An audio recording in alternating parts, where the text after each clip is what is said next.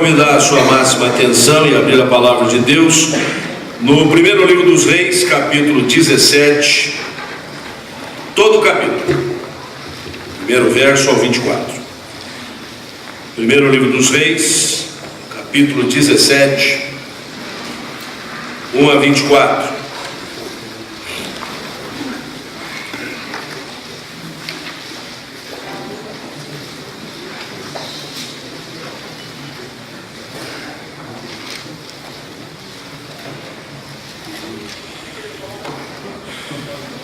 Diz assim a palavra de Deus: Então Elias, o tesbita, dos moradores de Gileade, disse a Acabe: Tão certo como vive o Senhor, Deus de Israel, perante cuja face estou, nem orvalho, nem chuva haverá nestes anos, segundo a minha palavra. Veio-lhe a palavra do Senhor dizendo: Retira-te daqui, vai para a banda do Oriente, esconde-te junto à torrente de Querite, fronteira do Jordão. Beberás da torrente, e ordenei aos corvos que ali mesmo te sustentem. Foi, pois, e fez segundo a palavra do Senhor, retirou-se e habitou junto à torrente de Querite, fronteira ao Jordão. Os corvos lhe traziam pela manhã pão e carne, como também pão e carne ao anoitecer, e bebia da torrente. Mas, passados os dias, a torrente secou, porque não chovia sobre a terra. Então lhe veio a palavra do Senhor, dizendo: Dispõe-te e vai a Sarepta, que pertence a Sidom, e demora-te ali, onde ordenei a uma mulher viúva que te dê comida. Então ele se levantou e se foi a Sarepta. Chegando à porta da cidade, estava ali uma mulher viúva apanhando lenha. Ele a chamou e lhe disse: Traze-me, peço-te, uma vasilha de água para eu beber. Indo ela buscá-la, ele a chamou e lhe disse: Traze-me também um bocado de pão na tua mão. Porém ela respondeu: Tão certo como vive o Senhor teu Deus, nada tenho cozinhado. Há somente um punhado de farinha numa panela e um pouco de azeite numa botija. E vês aqui, apanhei 2 cavacos e vou preparar esse resto de comida para mim e para meu filho, comê-lo-emos e morreremos. Elias lhe disse: Não temas, vai e faz o que disseste. Mas primeiro faze dele para mim um bolo pequeno e traze-o aqui fora. Depois farás para ti mesmo e para teu filho. Porque assim diz o Senhor Deus de Israel: a farinha da tua panela não se acabará, e o azeite da tua botija não faltará, até o dia que o Senhor fizer chover sobre a terra. Foi ela e fez segundo a palavra de Elias. Assim comeram ele e ela e a sua casa muitos dias. Da panela a farinha não se acabou, e da botija o azeite não faltou, segundo a palavra do Senhor por intermédio de Elias. Depois disso, adoeceu o filho da mulher, da dona da casa, e a sua doença se agravou tanto que ele morreu. Então disse ela a Elias: Que fiz eu, ó homem de Deus? Vieste a mim para trazeres à memória a minha iniquidade e matares o meu filho?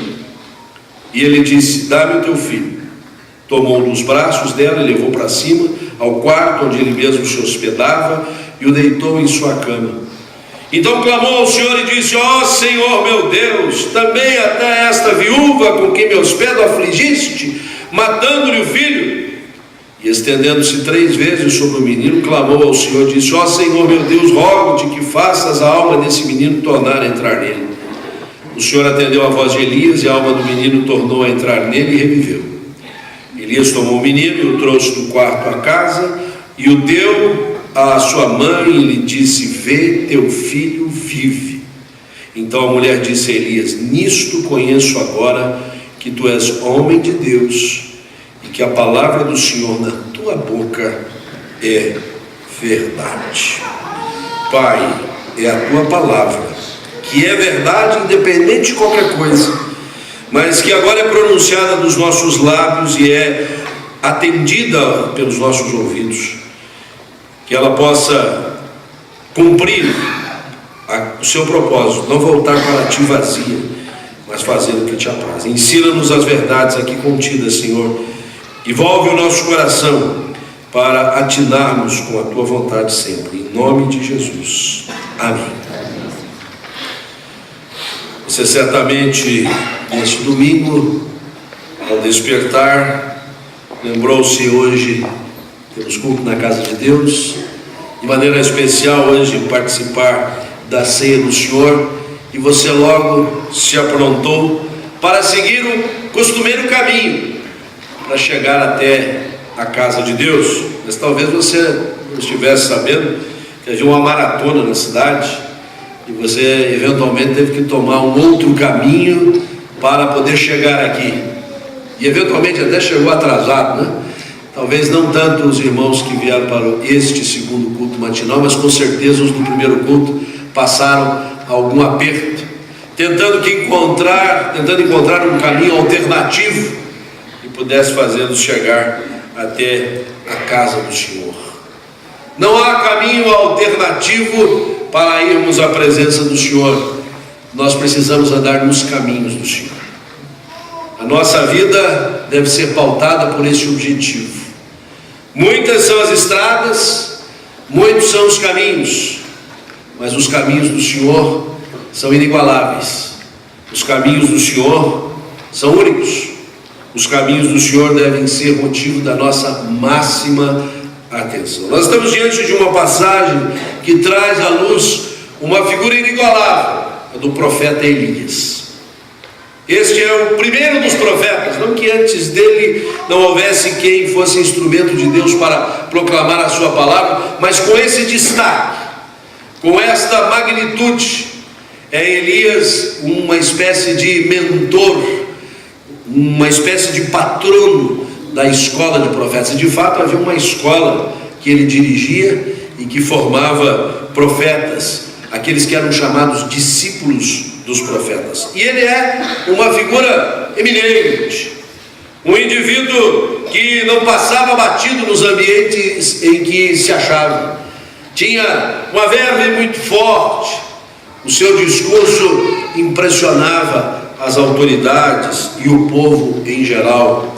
Bem conhecemos a história que está narrada no capítulo 18, que segue ao que lemos, em que ele enfrenta sozinho 400 profetas de Baal que pretendiam entronizar no lugar de Javé aos Baalins, e ele então prova que o Senhor é Deus, que o Senhor é o único Deus verdadeiro. Imaginava ele que estava realmente sozinho, mas Deus havia preservado muitos que não haviam dobrado os seus joelhos a Baal, e ele então tem um ministério muito intenso e muito forte para forjar no coração daqueles que ainda seguiam ao Senhor os caminhos do Senhor. Mas nós vamos observar nesta apresentação do profeta um enfrentamento muito forte dos caminhos do Senhor na sua vida. E eu diria já de início que aqui nós temos um relato da nada fácil vida do profeta Elias. Não que a vida de Jeremias tenha sido mais fácil, ou a vida de Isaías, ou de Ezequiel, ou dos profetas menores, e de tantos outros que sequer tiveram um livro escrito nas Sagradas Escrituras. Mas de fato nós observamos quão difícil era a vida deste profeta, porque ele seguia os caminhos do Senhor, porque ele acompanhava as sendas da verdade e da justiça, porque ele queria trilhar no caminho retilíneo do Senhor. E nós vamos observar aqui na análise desse texto umas lições muito preciosas acerca dos caminhos do Senhor. A primeira delas é que os caminhos do Senhor definitivamente não são os nossos caminhos.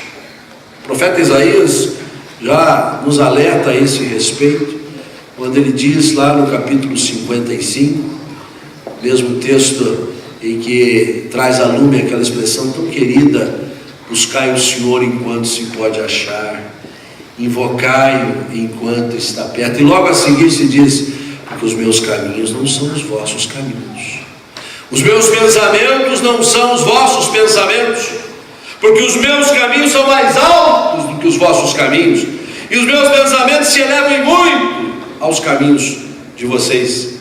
Mas quando a gente vê isso ao vivo em cores, quando nós vivenciamos esta realidade na própria vida, então nós atinamos que de fato os caminhos do Senhor não são os nossos caminhos. Ou por outra, muitas vezes o nosso modo de pensar, o nosso modo de agir e de reagir, a percepção que temos do que está em redor difere muito da percepção de Deus acerca das coisas. Se não, vejamos isso na vida do próprio Elias. O que Elias tinha que fazer? Proclamar a palavra de Deus, anunciar os caminhos do Senhor. E neste caso, ele tinha que estar perante o rei Acabe, o rei que havia contraído matrimônio com uma esposa absolutamente pagã, eivada de percepções controversas. A rainha Jezabel tinha uma família completamente fora dos caminhos do Senhor, e na presença do rei ele tinha que proclamar a seguinte palavra: ia ficar sem chover muito tempo na face da terra. A escassez de chuva traria perda das colheitas, não haveria nem como plantar, anos a fio, haveria um déficit muito grande na produção, no comércio, na manufatura, haveria uma queda vertiginosa de toda a economia do país. Eu muitas vezes tenho tido o privilégio de ir perante autoridades governamentais, legislativas, umas judiciárias, e nunca me furto, sempre com a vênia daqueles que têm o comando, de fazer uma oração, de pedir a bênção de Deus pelos governantes, de orar em favor da nação. E via de regra a nossa oração é no sentido da prosperidade, é no sentido de que possamos ultrapassar as dificuldades que estamos vivendo, é sempre vislumbrar um terreno mais esperançoso, mais cheio de augúrios, um anelo de tempos mais positivos. Deus até hoje nunca me orientou a, perante um governante, orar nos termos de Elias, graças a Deus.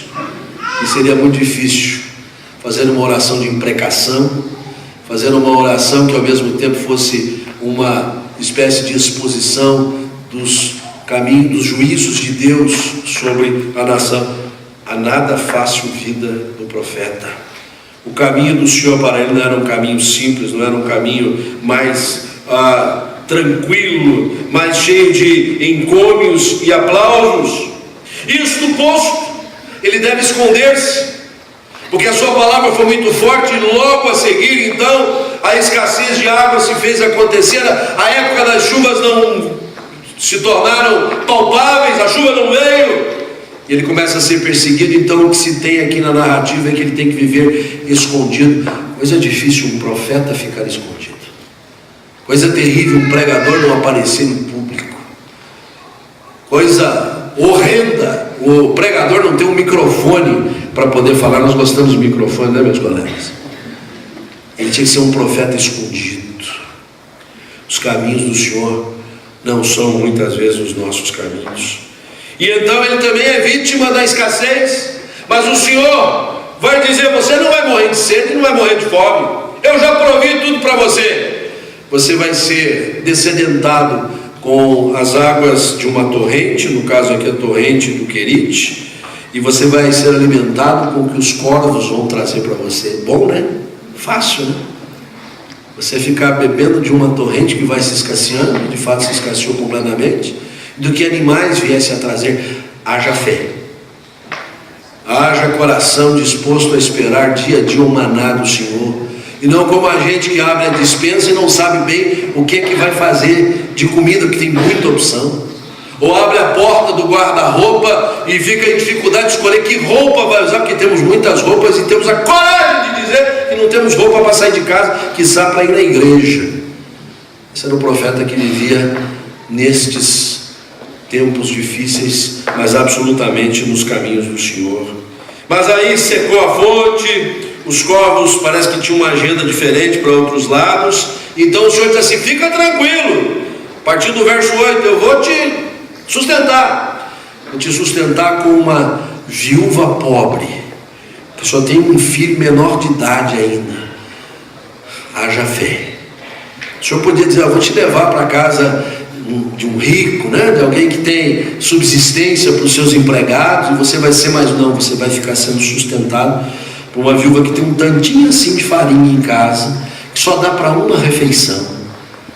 Os caminhos do Senhor não são os nossos caminhos, mas Ele é sustentado. O Senhor não falta para com Ele, e então vai superando esses períodos tão escassos, e a narrativa bíblica nos alcança lá no versículo 17 para dizer de um novo episódio agora, porque aquele único filho da viúva adoece, doença terminal, vem a óbito. Então ele tem que tratar agora do coração amargurado da sua mãe, que diz nesses termos: que te fiz, ó homem de Deus? Vieste a mim trazeres à memória a minha iniquidade, e por causa da minha iniquidade matares o meu filho. Veja tanto de coisa que ela puxa agora do arquivo oculto para a transparência, em que ela está sobrecarregada de pecados, e que parece que isso agora vem a lume com o passamento do seu filho, e tudo é angústia e dor, e ele tem que tratar com isso. Mas como se não bastasse, Elias não tem que tratar apenas o coração amargurado da viúva, mas tem que tratar o coração amargurado dele. Versículo 20, ele clama ao Senhor nesses termos: ó Senhor meu Deus, também até a esta viúva com quem me hospedo afligiste-lhe, matando-lhe um filho. O profeta que é sustentado, que é provido pela bondade de Deus em situações tão extremas, ele nesse momento não deixa de abrir o seu coração e mostrar certa amargura. Mas era preciso tratar de tudo isso. Meus irmãos, nós estamos fazendo esta análise, esta avaliação da narrativa bíblica para reforçar esse argumento. Os caminhos do Senhor não são os nossos caminhos, mas os caminhos do Senhor são maravilhosos. Os caminhos do Senhor são verdade. Os caminhos do Senhor são justiça. Os caminhos do Senhor são salvação. Nós também podemos avançar para o Novo Testamento e nos depararmos lá na primeira carta aos Coríntios, no capítulo 1, quando o apóstolo, para serem participantes da aliança eterna de Deus, mas Cristo é aquele que nos conduz ao Pai. E isso é o que as Sagradas Escrituras nos ensinam.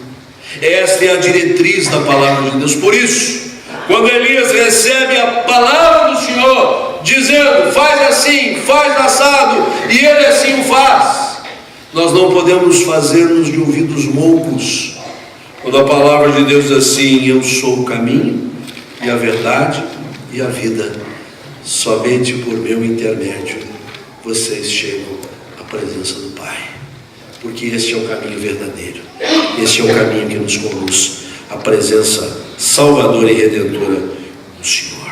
Terceiro e último lugar, os caminhos do Senhor nos levam a proclamar a verdade. Sabedores de que os caminhos do Senhor são mais altos do que os nossos, que muitas vezes a nossa forma de enxergar a realidade é absolutamente equivocada, e precisamos atinar com os caminhos do Senhor mais perfeitos, mais absolutos, mais altíssimos, nós então andamos por eles e chegamos à presença do Senhor. Mas é a partir desta companhia, a partir desta presença, que nós estamos aptos a anunciar, a pregar, a proclamar a verdade de Deus. E nós retornamos para o texto que estamos meditando, porque ele vem nos conduzindo em tantas experiências tremendas, episódios que por si só falam de lições tão preciosas, como aprender a confiar na provisão de Deus em meio à escassez, a pronunciar a palavra de Deus com a tamanha ênfase que Elias pronunciou diante do rei, com todas as consequências que poderiam advir disso. Mas é tremendo que do episódio do óbito daquela criança, do tratamento do coração amargurado da mãe, do próprio profeta, ao final o Senhor faz um milagre. Aquela criança volta à vida. O profeta pode entregar a criança aos auspícios, aos cuidados da sua mãe, E esta mulher apenas se pronuncia nesses termos: nisto conheço agora que tu és homem de Deus e que a palavra do Senhor na tua boca é a verdade. Ah, como é importante que não só os pregadores que se revezam nesse púlpito, mas esta amada congregação, quando recitam um versículo, quando pronunciam a mensagem, quando escreve algo para comentar o texto bíblico e posta nas redes sociais, quando tem a oportunidade de entregar o Evangelho a uma alma perdida, quando pode anunciar a palavra do Senhor onde quer que seja, da outra ponta, as pessoas possam conferir e dizer: a palavra do Senhor na tua boca é a verdade, e serem impactadas por isso, e terem os seus corações alcançados pela mensagem do Evangelho, porque o Evangelho é a verdade, o Evangelho que proclama o Senhor Jesus como nosso único e suficiente Salvador. A nossa salvação não reside num novo patamar de melhoria social e econômica. A nossa redenção não se esconde por alcançarmos uma estabilidade política. A nossa redenção se encontra na pessoa do Salvador Jesus. Se os dias forem melhores, muito que bem. Se eles forem da mesma sorte como estão sendo, não há problema. Se eles piorarem, nós sabemos em quem temos crido e estamos certos de que Ele é poderoso para guardar o nosso tesouro até o dia final. De tal sorte que, andando nos caminhos do Senhor, nós estaremos sempre sendo os pregoeiros, os anunciadores, os proclamadores da santa verdade do Senhor. Andemos, pois, nos caminhos do Senhor. Que Deus nos abençoe. Amém.